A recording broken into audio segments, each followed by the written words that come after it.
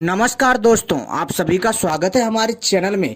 हम आपको बताएंगे तुलसी के पौधे से एक ऐसा चमत्कारी टोटका जिसको करने से बदल जाएगी आपकी दुनिया। जी हाँ दोस्तों, आज हम आपको तुलसी के पौधे के द्वारा एक ऐसा चमत्कारी दिव्य टोटका बताने जा रहे हैं जिससे आपकी किस्मत चमक जाएगी रातों रात। तो दोस्तों चलिए हम आपको बताते हैं। तो दोस्तों, जैसा कि आप सभी को मालूम है कि देव उठनी एकादशी का समय आ रहा है और देव उठनी एकादशी का जो समय होता है बहुत पवित्र होता है, बहुत ही दिव्य होता है और इसका एक अपना ही महत्व है। यदि देव उठनी एकादशी के दिन यदि तुलसी के पौधे से यह टोटका कर लिया जाए तो दोस्तों आपकी दुनिया बदल जाएगी। तो दोस्तों चलिए हम आपको बताते हैं इसके बारे में पूरी जानकारी। तो दोस्तों इस वीडियो को आखिरी तक देखिएगा, तभी आपके समझ में आएगा जो मैं समझाना चाहता हूं। ठीक है दोस्तों, लेकिन इससे पहले यदि आपने हमारे चैनल को सब्सक्राइब नहीं किया है तो सबसे पहले चैनल को सब्सक्राइब कर लीजिए और घंटी को भी सही प्रकार से दबा लीजिए, क्योंकि मैं अपने चैनल के माध्यम से ऐसी ही दिव्य जानकारी लाता रहता हूं। ठीक है दोस्तों, और वीडियो को भी लाइक कर लीजिए। मित्रों, देव उठनी एकादशी का व्रत अपने आप में बहुत और अद्भुत दिव्य व्रत है। इसका एक अलग ही महत्व होता है, क्योंकि इस दिन जो नक्षत्र होता है अपने आप में बहुत चमत्कारी होता है। और यदि आप इस दिन तुलसी के पौधे के द्वारा ये टोटका कर लेते हैं तो दोस्तों निश्चित ही आपकी दुनिया बदल जाएगी। कहने का अर्थ है कि आपकी रातों रात किस्मत चमक जाएगी। आपके जीवन में आने वाली हर एक बाधा का जो है काट होगा और आपको हर एक समस्या से छुटकारा मिलेगा। लेकिन इससे पहले हम आपको पूरी जानकारी दे दें, इसके बाद हम आपको बताएंगे यह चमत्कारी तुलसी के पौधे से टोटका। दोस्तों 4 नवंबर को देव उठनी एकादशी का व्रत है, ठीक है, और इसी दिन यह प्रयोग करना है और बहुत ही दिव्य प्रयोग है। देव उठनी एकादशी के दिन ही आपको यह प्रयोग करना है, क्योंकि देव उठनी एकादशी का व्रत अपने आप में बहुत अद्भुत है और देव उठनी एकादशी व्रत को ही कहा जाता है। ठीक है दोस्तों, 4 नवंबर 2022 को देव उठनी एकादशी का व्रत है और दोस्तों इस दिन श्री हरि के स्वरूप और शालिग्राम और तुलसी विवाह के बाद कथा का श्रवण जरूर करना चाहिए। जी हाँ दोस्तों, इस दिन जो है श्री हरि विष्णु और शालिग्राम के जो रूप में होते हैं, यानी कि भगवान विष्णु का जो स्वरूप होता है वो शालिग्राम को माना जाता है आज के कलयुग में, और शालिग्राम की तुलसी के साथ विवाह करवाया जाता है, अर्थात तुलसी के पौधे के साथ। क्योंकि जो तुलसी का पौधा है कभी जो है एक समय में एक दिव्य और जो है अद्भुत दैवीय कन्या हुआ करती थी। जी हाँ दोस्तों, और इसके साथ जो है शालिग्राम का विवाह होता है। दोस्तों इसकी पीछे की जो कथा बहुत लंबी है वो फिर हम कभी लेकर के आएंगे, लेकिन दोस्तों जो मेन बातें हैं वो हम आपको बता रहे हैं। शालिग्राम और तुलसी जी का विवाह होता है और जब इनका विवाह हो जाता है इसके बाद कथा सुनना जरूर चाहिए। जानते हैं देव उठनी एकादशी व्रत की कथा, जो हम आपको अपनी इस वीडियो में भी सुनाएंगे। हिंदू धर्म में एकादशी का व्रत बहुत महत्वपूर्ण माना जाता है। सभी एकादशियों में देव उठनी एकादशी विशेष महत्व रखती है। इस दिन श्री हरि विष्णु जी 4 महीने के बाद योग निद्रा से जागते हैं। जी हाँ दोस्तों, क्योंकि दोस्तों इससे पहले भगवान हरि विष्णु योग निद्रा में होते हैं और चतुर्मास की समाप्ति के बाद जो है ये योग निद्रा से जागते हैं। 4 नवंबर 2022 को देव उठनी एकादशी का व्रत है। मान्यता है कि देव उठनी एकादशी का व्रत करने से मोक्ष की प्राप्ति होती है। जातक मृत्यु के बाद बैकुंठ धाम को जाता है। जी हाँ दोस्तों, इससे बड़ी क्या चीज होगी। इसलिए दोस्तों कहते हैं कि मानव जीवन बार बार नहीं मिलता, 84 लाख योनियों के बाद मिलता है। इसलिए हमें इस मानव जीवन का सदुपयोग कर लेना चाहिए। दान पुण्य और अच्छे कर्म करने चाहिए और किसी के साथ भेदभाव नहीं करना चाहिए और किसी के साथ गलत नहीं करना चाहिए। लेकिन इसका मतलब ये नहीं कि पापियों को क्षमा कर देना चाहिए, पापियों को भी दंडित करना चाहिए और गलत इंसान को भी दंडित करना चाहिए। समझे दोस्तों, एक ये भी सीख मिलती है इस व्रत से। दोस्तों जो देव उठनी का व्रत होता है ना अपने आप में बहुत महत्वपूर्ण होता है।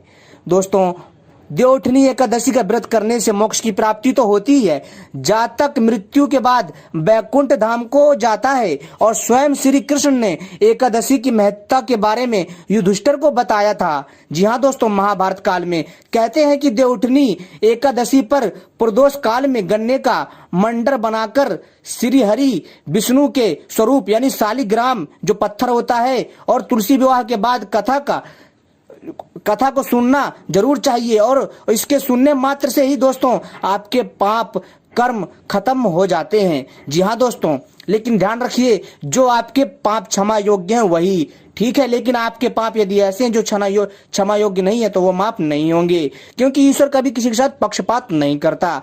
ठीक है दोस्तों, और ये उनके लिए है, यह खास करके जो इस दिन जो है अपनी दिव्य टोटके करने चाहते हैं।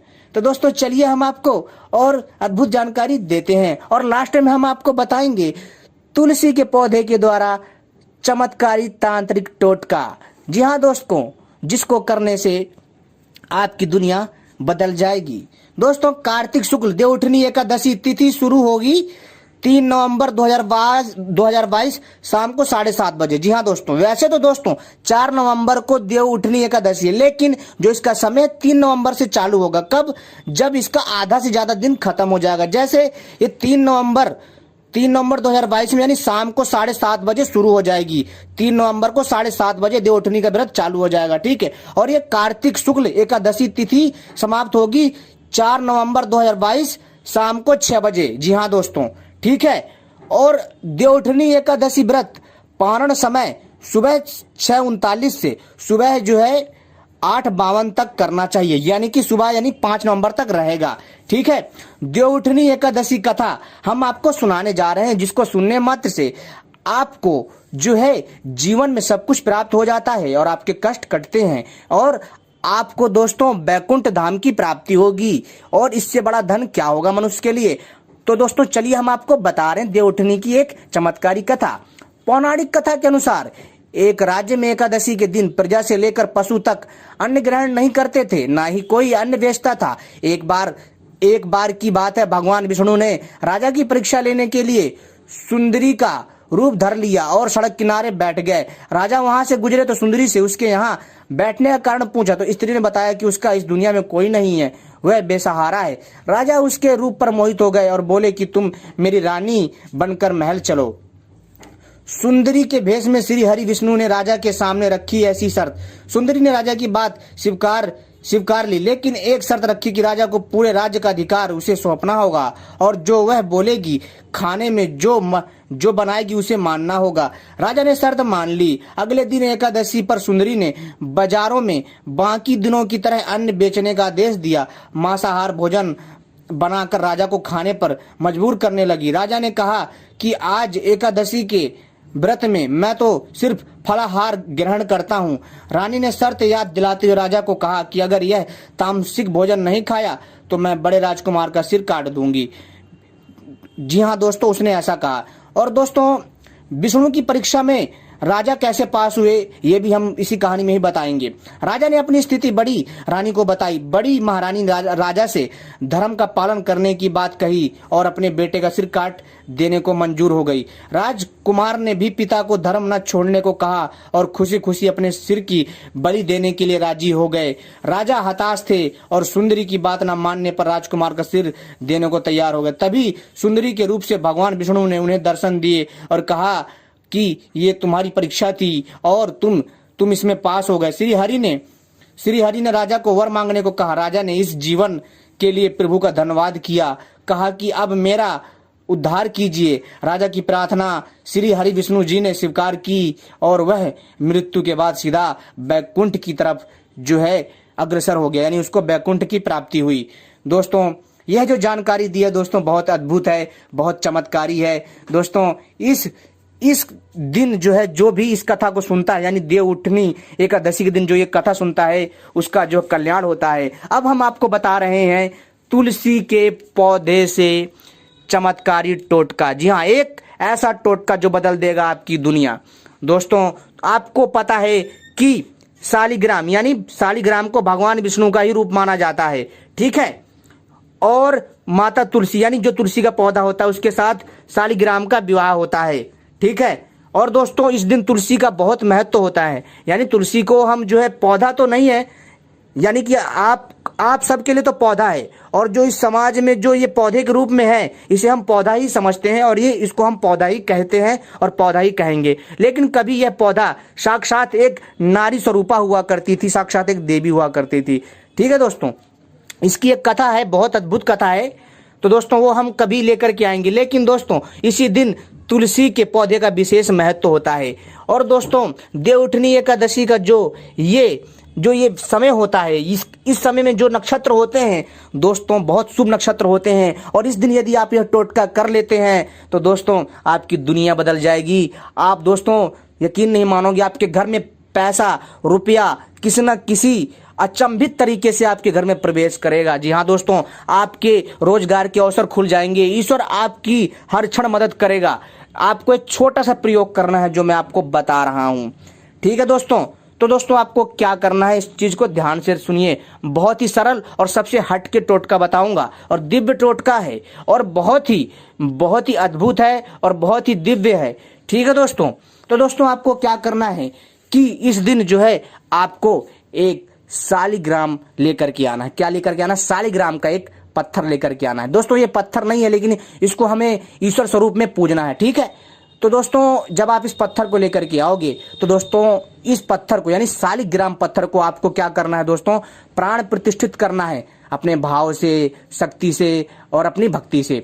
तो दोस्तों जैसे ही आप इसको लेकर के आओगे दोस्तों, इसे जो है दोस्तों आपको क्या करना है, इसको स्नान करवाना है। जैसे आपको जो है इसे जल से स्नान करवाना है। ठीक है, इसके बाद जो है दोस्तों दूध, दही, शहद, ठीक है, और इसके बाद दोस्तों आपको जो है फिर गंगा जल से स्नान करवाना है। करवाने के बाद जो है फिर जो है तुलसी जी में भी जो है आपको जो है गंगा जल अर्पित करना है। इसके बाद दोस्तों आपको एक धागा लेना है, और जो है आपको ऐसा करना है कि आप भी इनका ही विवाह करवा रहे हैं। आपको एक धागा जो है तुलसी के पौधे से जो है शालिग्राम पत्थर को बांध दोगे। ठीक है, और उसमें जो है श्री हरि विष्णु जी का मंत्र जो है आपको बोलना है। और दोस्तों वह मंत्र जो है मैं आपको है मंत्र अपनी वीडियो के डिस्क्रिप्शन के नीचे दे दूंगा। जी हाँ दोस्तों, वह मंत्र विष्णु जी का मंत्र है। उस मंत्र को दोस्तों केवल और केवल ज्यादा नहीं 1008 बार, जी हाँ दोस्तों 1008 बार उस मंत्र का जाप करना है। दोस्तों मैं जो जानकारी देता हूँ ना, अद्भुत जानकारी देता हूँ भाई। ठीक है, और सही से विस्तार पूर्वक जानकारी देता हूँ। ठीक है, ताकि आप लोगों का सचमुच जो है कल्याण हो। ठीक है, तो दोस्तों जैसे ही आप ये क्रिया करोगे तब आप दोस्तों आपको एक मंत्र का जाप करना है 1008 बार। और ये दोस्तों कब करना? 4 नवंबर वाले दिन। ठीक है दोस्तों, इसका जो समय है मैंने बताया कि ये 3 नवंबर में शाम को 7:30 बजे से स्टार्ट हो जाएगा। ठीक है, और दोस्तों ये 4 नवंबर को जो है दोस्तों 6:08 तक रहेगा। और ठीक है, इसी समय आप जो है आप इस क्रिया को खास करके 4 नवंबर को कर लीजिए, और आपको 1008 बार मंत्र का जाप करना, जो मैंने वीडियो के डिस्क्रिप्शन के नीचे दे रखा है। नीचे आप जाओगे, वहां पर जो है क्लिक करोगे तो वहां पर आपको यह मंत्र मिल जाएगा वीडियो के नीचे। नहीं तो मैं आपको डिस्क्रिप्शन में तो वीडियो मतलब मंत्र तो दूंगा ही दूंगा, लेकिन साथ में आपको मैं वीडियो में भी डाल दूंगा। ठीक है, ताकि आपको आसानी हो। ठीक है दोस्तों, फिर जब आप इस मंत्र को जाप कर लेंगे, इसके बाद दोस्तों आपको धूप दीप करनी है। ठीक है, धूप दीप करने के बाद दोस्तों आपको फिर एक सिंपल मंत्र जाप करना है। वो सिंपल मंत्र है ओम भगवते वासुदेवाय नमः। यह मंत्र का भी आपको लगातार ज्यादा नहीं 19 बार मंत्र का जाप करना है। इसके बाद दोस्तों, और जब आप इस मंत्र का जाप करेंगे तो अपने दोनों हाथों में दोस्तों आपको अक्षत और पुष्प ले लेने हैं। ठीक है, और इसके बाद इस छोटा सा एक हल्दी का गांठ, लेकिन खंडित नहीं होनी चाहिए, और इसको जो है और अपने साथ एक चांदी का सिक्का ले लीजिए, और भगवान हरि विष्णु का जो शालिग्राम है वो, और माता तुलसी का जो पौधा है उनके चरणों में अर्पित कर दीजिए और प्रार्थना करिए दोस्तों। जी हाँ दोस्तों, और जो भी आपकी इच्छा है दोस्तों बोल दीजिए दोस्तों। और इसके बाद दोस्तों जब आप ऐसा कर लेंगे, इसको करने के बाद दोस्तों आपको क्या करना है, ध्यान से सुनिए दोस्तों। इसको करने के बाद आपको जो है वहां पुष्प अर्पित करने के बाद, ये सारी क्रिया करने के बाद हाथ जोड़ना है, और वहां थोड़ा छोटा सा हवन करना है। हवन करने के बाद दोस्तों आपको क्या करना है कि आपने जो सामग्री जो है जो तुलसी जी और शालिग्राम के वहां चढ़ाई है, उसको जो है दोस्तों आपको अभी नहीं, यानी कि दोस्तों उसको जो क्या करना, उसमें से थोड़ा सा अंश ले लीजिए प्रसाद के रूप में, ठीक है। और इसके बाद दोस्तों तुलसी की ज्यादा नहीं दोस्तों, तुलसी की जो है केवल 7 पत्ती लेनी है, और उन प्रसाद स्वरूप जो आपने उनको फूल पत्ते हल्दी अर्पित करवाई थी दोस्तों, वो हल्दी उठा लेनी है, थोड़ा सा चावल ले लेना वहाँ, सारे नहीं, और दोस्तों फूल भी, और उसमें तुलसी के साथ पत्ते मिला करके वहीं पर रख दीजिए। और दोस्तों इसके बाद जो मैंने आपको मंत्र बताया था 1008 बार पढ़ने के लिए, वो उसको पढ़ने के बाद दोस्तों इसके बाद क्या होगा, वो दोस्तों सिद्ध हो जाएगा ऑटोमेटिक। और दोस्तों जो शालिग्राम पत्थर है वो प्राण प्रतिष्ठित हो जाएगा। इसके बाद दोस्तों आपको क्या करना है, उसको जो है एक पीले वस्त्र में बांध करके अपने तिजोरी में रख देना है दोस्तों। ये छोटा सा काम करना है आपको। इसके बाद दोस्तों फिर आप देखिए चमत्कार, आपकी दुनिया ना बदल जाए तो कहना दोस्तों। श्री हरि विष्णु आपके हर क्षण रहेंगे, और भगवान को बड़े दिल और भक्ति और श्रद्धा के साथ स्मरण कीजिएगा, आपका कल्याण होगा। और दोस्तों जब आप उस पीले वस्त्र में ये सारा सामग्री बांध करके अपनी तिजोरी में रख देंगे तो दोस्तों यकीन मानिए आपके घर में पैसे की कमी नहीं होगी। जी हाँ दोस्तों, पैसा आंधी तूफान की तरह आपकी तरफ खींचा चलाएगा। व्यापार में भी आपको बहुत सारा लाभ मिलेगा, ठीक है दोस्तों अगर प्रयास करोगे तब। अब तो आप लोग सोचो कि कोई घर में दे जाएगा, ऐसा नहीं होगा, ठीक है, क्योंकि दोस्तों ईश्वर भी उसकी सहायता करते हैं जो खुद की मदद करना जानते हैं। आई बात समझ में मित्रों? तो उम्मीद करता हूं यह छोटा सा चमत्कारी टोटका आपको पसंद आया होगा। इसको केवल आपको देव उठनी वाले दिन करना है, यानी देव उठनी एकादशी वाले दिन ही इस प्रयोग को करना है। और बहुत चमत्कारी है दोस्तों, इस दिन बहुत विशेष योग बन रहा है, इस दिन कर लीजिए, पैसा रुपया बहुत आएगा। और उस सामग्री को जो आपने पीले वस्त्र में बांध के रखा है ना तिजोरी में, आपको खुद ही पता चल जाएगा कि पैसा आपके घर में इतना आएगा कि आप सोच नहीं सकते, संभाल नहीं पाओगे। हाँ, लेकिन दोस्तों ये सारी क्रिया धीरे धीरे होगी, एक साथ नहीं होगी, ठीक है। और यदि आप इसको मंदिर में रखते हो, मंदिर में रखने से दोस्तों आपके घर में जो है क्या होगा दोस्तों, किसी प्रकार के वातावरण में जो है नकारात्मक ऊपरी हवा नहीं आपके घर में हावी होगी, और आपके घर में बुरी नजर नहीं लगेगी। साथ ही साथ दोस्तों आपके ऊपर कृपा छत्र छाया बनी रहेगी। और आप यदि अपने घर के मेन गेट के पास बांधते हो तो दोस्तों किसी भी प्रकार की जो घटित भविष्य में होने वाली घटना नहीं होंगी, और दोस्तों आपको किसी प्रकार का कोई संकट नहीं होगा, और आपके घर में कोई भी प्रेत बाधा नहीं घुसेगी, कोई भी दैत्य बाधा नहीं घुसेगी।